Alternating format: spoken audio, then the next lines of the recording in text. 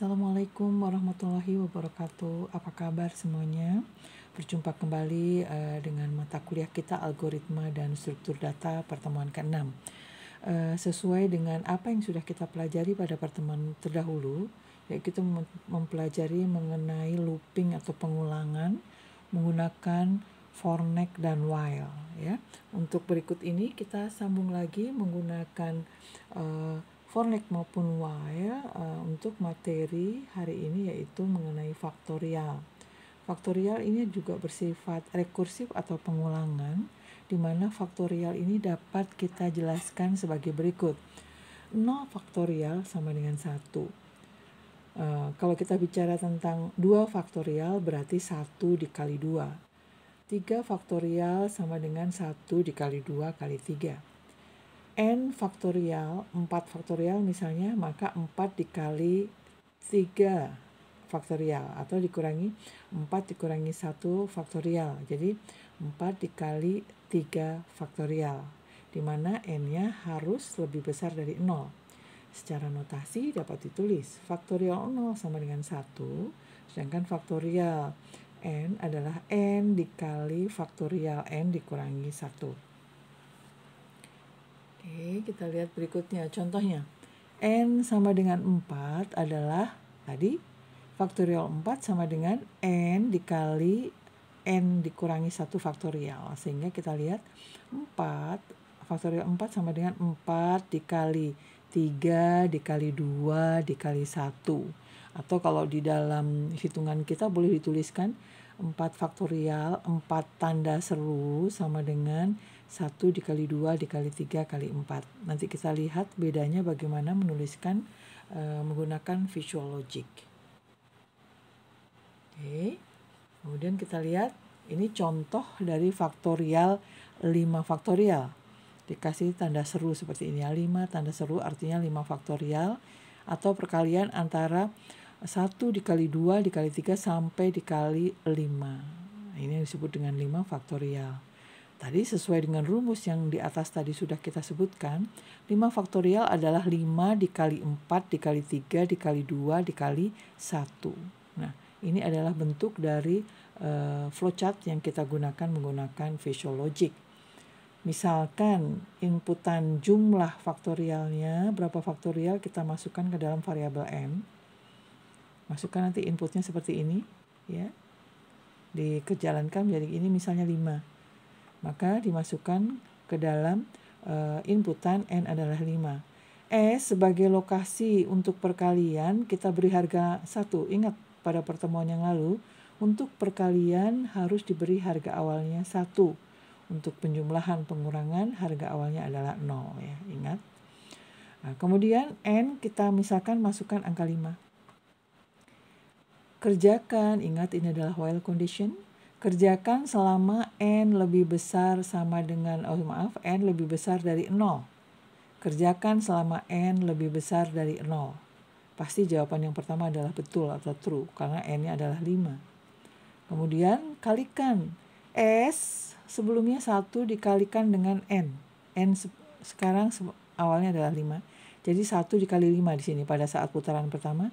1 dikali 5. Tambahkan, berikutnya N-nya dikurangkan 1. Jadi 5 dikurangi 1 menjadi 4. Di sini 1 dikali 5, di sini 4. Berputar, masih true. 5 dikali 4. True lagi. 5 kali 4 kali 3. Putar lagi. 5 kali 4 kali 3 kali 2. Putar lagi. 5 dikali 4 dikali 3 kali 2 kali 1. Pada saat di sini, N 1 dikurangi 1 sama dengan 0. Ya, N-nya menjadi 0 di sini. Pada saat ke sana, N lebih besar dari 0 tidak, maka akan ke bawah cetak S. S-nya adalah perkalian antara 5, 4, 3, 2, 1. Hasilnya adalah 120. Nanti bisa kita cek bagaimana caranya untuk mengetahui apakah jawaban kita sudah benar atau tidak. Ingat sekali lagi, ini perhitungan faktorial sesuai dengan rumus yang sudah kita bahas sebelumnya tadi, yaitu ini.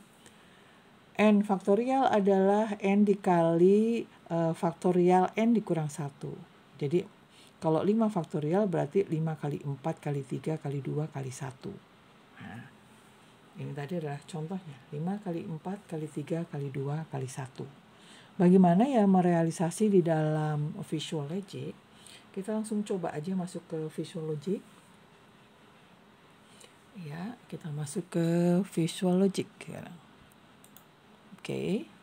Sini ya, kita masuk Visual Logic. Apa yang kita lakukan di Visual Logic awalnya? Pertama, kita buat sesuai tadi yang kita bahas. Kita buat inputnya dulu. Jangan lupa klik input. Kita beli apa? Nama itu bebas ya. Hanya kebetulan di sini kita membeli namanya adalah N. Ya, inputnya adalah N variabel. Oke. Ya, sudah. Setelah itu apa? Kita kasih harga awal S-nya. S itu adalah lokasi yang dipakai untuk menampung hasil perkaliannya. Kita kasih S-nya. Ingat, untuk perkalian, nilai S adalah 1. Ada yang tanya nih, huruf besar, huruf kecil boleh nggak ya? Sebenarnya boleh saja. S besar, kecil boleh saja. Ditulisnya seperti itu. Kalau sudah, kemudian kita masukkan while condition tadi. Masuk while ya, while condition. Apa yang dilakukan? Kita tanyakan. Apakah N lebih besar sama dengan 0? Kita tuliskan di sini. N lebih besar. N lebih besar dari 0. N lebih besar dari 0. Oke. Lihat ya. Pasti awalnya misalnya kita anggap N-nya 3. Coba kita hitung sekarang. Kalau N3, 3 faktorial berarti 3 kali 2 kali 1 atau 1 kali 2 kali 3 ya. Hasilnya adalah 1 kali 2 kali 3 adalah 6. Untuk mengecek caranya seperti itu dulu nanti. Apa yang kita lakukan kalau N-nya lebih besar dari 0? Bila iya, yang kita lakukan pertama kali adalah mengalihkan, masuk ke proses. Apa yang kita kalikan? S sama dengan, ya, S sama dengan S dikali dengan N. Oke. Ya, berikutnya apa? Berikutnya kita mengurangi N dengan 1. Masuk sini. Proses lagi ya. Iya, masuk sini. N sama dengan N dikurangi 1. N dikurangi 1. Oke. Ya, nah kita lihat sekarang. Ini prosesnya, hasilnya di sini. Lebih besar, selama lebih besar dia akan mengerjakan posisi sebelah kanan. Pada saat N-nya 0, dia akan lari kemari. Nah, kita cetak hasilnya, output. Outputnya apa? Kita masukkan, tampilkan S. Di sini kita tampilkan si S. Oke. Ini yang paling simpel dulu programnya. Kita coba jalankan program kita. Paling gampang dulu ngecek. Kalau 3, jawabannya harus 6. Betul nggak ya? Kalau jawabannya 6 berarti pekerjaan kita sudah benar. Oke, jawabannya adalah 6. Tuh ya, oke. Mau dicek sekali lagi. Kalau N-nya 5, jumlahnya harus 120. Kita cek. 120, oke. Nah, kita lihat lagi contoh ya. Kalau saya N ini, saya inginnya dikasih tulisannya sesuai keinginan kita. Kita boleh tambahkan di sini. Ketika menulis apa? Dialog box. Jadi tulisannya tidak seperti yang tadi kita tampilkan awal. Kayak apa ya tadi tulisannya awalnya? Cek ulang. Lihat. In English, please type a value for N. Saya pengennya menuliskannya masukkan nilai N, misalnya gitu ya. Ya jadi ini. Oke. Kita batalkan. Oke. simulation terminate. Nah, kalau dibatalkan dia minta data-data seperti itu. Ya, kita masukkan sini, kita pilih more, lalu dialog box, tuliskan sini. Perhatikan, be sure to use quotes, tick around literal. Jadi diminta menuliskan tanda double apostrof atau double petik ya. Double petik. Ini mau tulis apa di sini? Kita masukkan ya kan tulisannya. Masukkan nilai N supaya rapi, pakai titik 2 tanda petik double apostrof. Oke, kalau sudah oke. Masuk situ tadi ya. Sekarang kita lihat hasilnya. Jalankan. Nah, akan masukkan nilai N. Masukkan lagi kemari tadi 4. Kalau 4 berapa tadi? 6 kali 4. 4 kita masukkan, jangan 4 ya agak. Langsung aja 5 ya. Kita masukkan angka 5. 120. Oke, 120. Ingin menuliskan jawaban di sini ditambahkan, saya mau menuliskan di sini hasil 4 faktorial sama dengan 120. Gimana caranya? Kita masukkan, dianggap sebagai teks. Perhatikan kalau pakai teks itu harus diawali dengan double apostrof. Hasil dari, misalnya gitu ya. Hasil dari, saya tutup. Sambungnya di dalam Visual Logic itu dengan tanda plus. Ini sini adalah tanda plus.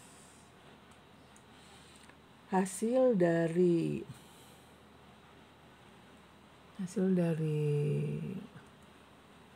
kita menulis faktorialnya sesuai dengan kebutuhan kita ya. Tadi dimasukkan di dalam N, perhatikan. Saya mau menuliskan N. N-nya maunya N yang awal ya. Kita tulis kalau N di sini, maka yang tertulis di sini adalah 0 nantinya. Karena apa? Karena terakhir nilai N adalah 0.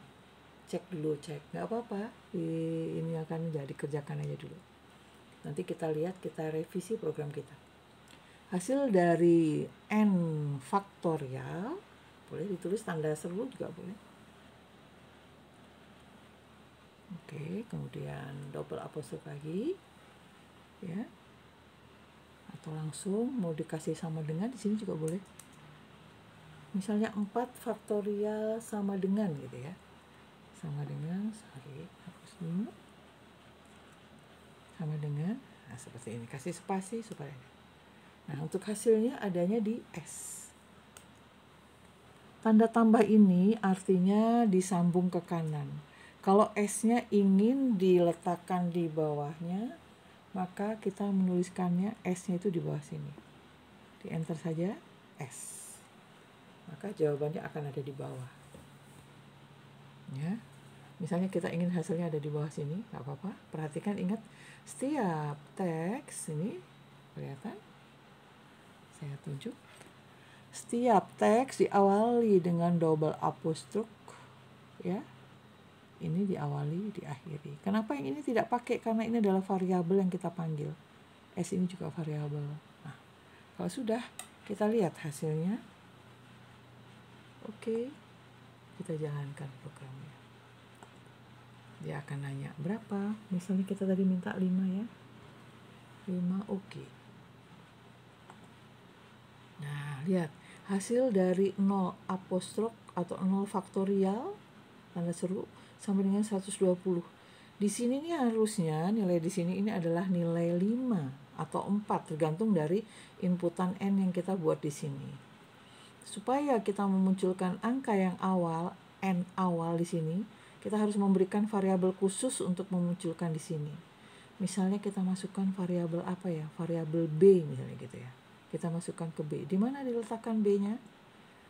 Harga ini mau saya tetap pertahankan berapapun angka yang kita masukkan, mau 5, 4, 3, kita masukkan ke satu tempat yang nantinya dia akan dicetak di sini. Ya, misalnya kita mau cetak di sini, kasih nama apa ya? Kita kasih nama misalnya C, si C. Ouch, terhapus ya. Oke, kita ketik ulang, nggak apa-apa. Double apostrof, ya. Ini nanti tambahnya si C, tanda seru tambah di sini.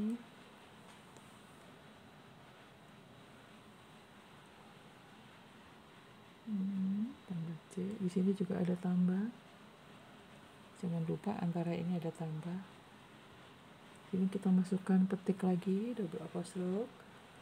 Kita tulis hasil. Hasil. Terus, kenapa jadi nasil ya? Masukkan hasil. Hasil. Ya, sama dengan ini. Sudah ya, kita masukkan C. Kita masukkan nanti nilai C ini adalah nilai angka yang ada di N kita masukkan di awal ini. Supaya C terisi N awal, ingat kalau N di sini sudah berubah-ubah. Saya mau N awal ini dimasukkan ke dalam C, maka kita tambahkan 1 di sini. Masukkan datanya, ya. C. Masukkan sini ya. C sama dengan N. Jadi N berapapun yang awal kita masukkan di sini akan disimpan di dalam C. Sehingga pada saat dimunculkan di sini, dia akan misalnya kita isi N-nya 5, maka di sini akan berisi 5. Sedangkan kalau N di sini akan berubah-ubah sampai dia berubah menjadi angka 0. N terakhir. Kita coba jalankan. Saya coba jalankan 6 ya. Kalau 6, 120 dikali 6, 720 ya. Mari kita lihat hasilnya. 6 apostrof. Ya, hasilnya betul. Ulangi lagi sekali. Hasil 6. Perhatikan ini 6 faktorial adalah 720. Oke, ya. Kita lihat, perhatikan jangan lupa double apostrof kalau memberi tanda teks di dalam program. Nanti kita mempelajari C++ pun hal tersebut harus diperhatikan. Setiap teks harus diapit oleh double apostrof. Oke, jadi cukup jelas ini. Kalau sudah 1, 2, 3, 4 saja sudah benar, dimasukkan angka 3 dan dia sudah programnya sudah jalan benar, artinya angka berapapun yang akan kita masukkan sudah tidak jadi masalah. Oke ya. Bu, saya nggak mau di sini, Bu, saya mau di kanan, mangga. Tinggal dirubah di sininya. Di sini kita tambahkan tanda plus. Tanda plus, kemudian S-nya kita tarik ke atas. Iya, sini ya. Maka nanti dia akan sebaris. Oke, check and recheck. Iya, kita masukkan 5 lagi ya. 5 harus 120. Iya. 5 apostrof 120. Oke. Jelas ya, ini untuk alternatif yang pertama. Bagaimana kalau kita menggunakan perhitungan berurut, angka berurut 1, 2, 3, 4, 5. Kalau 5 apostrof, 1 dikali 2 dikali 3 kali 4 kali 5. Sebenarnya logikanya sama saja, hanya kalau di sini mundur ya, 5, 4, 3, 2, 1 karena dikurang. Kalau menggunakan rumusan yang tadi disebutkan, ditambah 1, 2, 3, 4, 5, maka tandanya akan bertambah. Mau meletakkan tanda di bawah ataupun di atas itu tergantung dari cara kita pertama kali memberikan harga awal. Oke ya, kita coba membuat penjumlahannya 1, 2, 3, 4. Ya, inputnya tetap sama. Kita buat S-nya 1 sebagai pengali. Kemudian kita membuat nilai untuk perubahan di sini. Tidak bisa sama lagi. Kita buat nilai misalnya ini. Mau pakai variabel C boleh, kita kasih harga C-nya, nanti yang berubah terus adalah harga C. Harga C kita kasih nilai 0. Oke. Nanti yang berubah C terus ya. Tanyakan sekarang, apakah N lebih besar dari C? Karena kita pakai variabelnya C, maka kita menuliskannya apakah N lebih besar dari C? Kerjakan selama N lebih besar dari C. Jika iya, pasti dong N-nya pasti lebih besar dari C di sini. Saya maunya misalnya 5. Lebih besar dia akan kemari. Ya. Kalikan S sama dengan S dikali, di sini bukan N lagi tapi C. Karena kita pakai variabelnya adalah variabel C. Kali C. C-nya akan bertambah terus. Lihat. Kalau kalikan di sini C, maka di sini C-nya 0. Hasilnya pasti 0. Supaya C awalnya menjadi 1, maka saya masukkan di sini penjumlahan C-nya ditambah 1. Ya. C sama dengan C ditambah 1. Oke. C bertambah 1 ya. Ini tidak dipakai lagi karena apa? Karena ini tadi untuk yang tadi ya, pengurangan. Terus ya, C sama dengan C ditambah 1. Oke, kalau sudah, dia kerjakan selama C-nya lebih kecil. Nah, pada saat C sama dengan 5, dia akan keluar mencetak hasilnya. Hasil, sekarang kita lihat. Yang nilainya permanen tidak berubah adalah N. Karena itu di sini dirubah menjadi N. Perhatikan ya. Kenapa saya rubah? Supaya Anda semua mengerti bahwa variabel itu sangat mempengaruhi hasil yang kita inginkan. Ya, kalau sudah kita oke. Perhatikan ya hasilnya ya. Untuk 3 tadi hasilnya adalah 6. Betulkah 6? Ya, sama betul ya hasilnya 6. Nah, hanya bedanya kalau di sini ini adalah pengaliannya 1 dikali 2 dikali 3 kali 4 kali 5 dan seterusnya. Sedangkan untuk flowchart yang tadi sudah kita lewati tadi, itu adalah mengalikannya dari 5 kali 4 kali 3 kali 2 kali 1. Oke ya? Ada yang mau tanya nih? Nah, silahkan nanti kita kontak-kontakan. Bila ada yang kurang jelas di sini ya. Oke, kita lanjutkan lagi kepada materi yang tadi. Kita sudah sampai sini. Ya. Jadi cukup jelas ya ini ya, cara menggunakan faktorial, menggunakan mundur 5, 4, 3, 2, 1 ataupun maju 1, 2, 3, 4, 5 ya. Berikutnya ini mengenai yang disebut dengan barisan Fibonacci. Barisan Fibonacci ini ada sejarahnya, ditemukan oleh Leonardo Pisano yang lebih kenal dengan sebutan Leonardo Fibonacci, sehingga disebutkan barisan yang dibuat oleh Bapak Fibonacci disebut barisan Fibonacci. Pada dasarnya deret Fibonacci merupakan bagian bilangan sederhana yang dimulai dengan 0, 1 dan seterusnya, di mana bilangan berikutnya adalah jumlah dari 2 bilangan sebelumnya.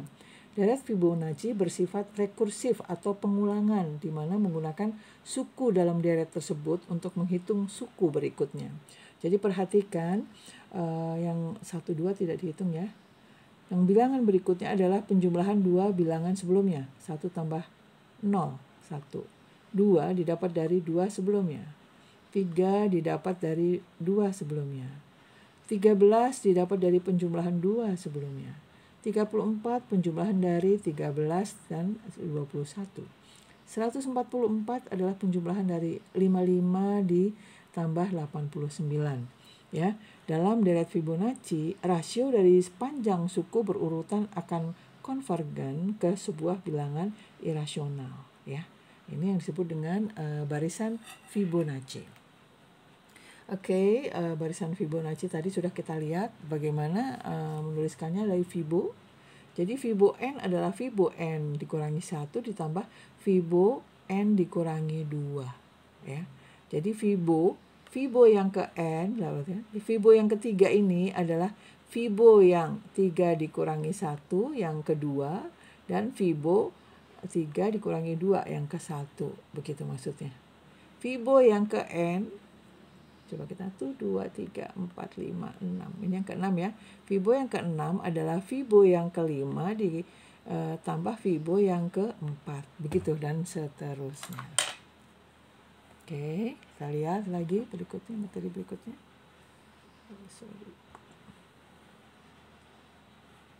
Ya, ini dia kalau digambarkan Fibo. Fibo 6 sama dengan Fibo 5 ditambah Fibo 4. Fibo 4 adalah Fibo 5 adalah Fibo 4 ditambah 3 dan Fibo 3.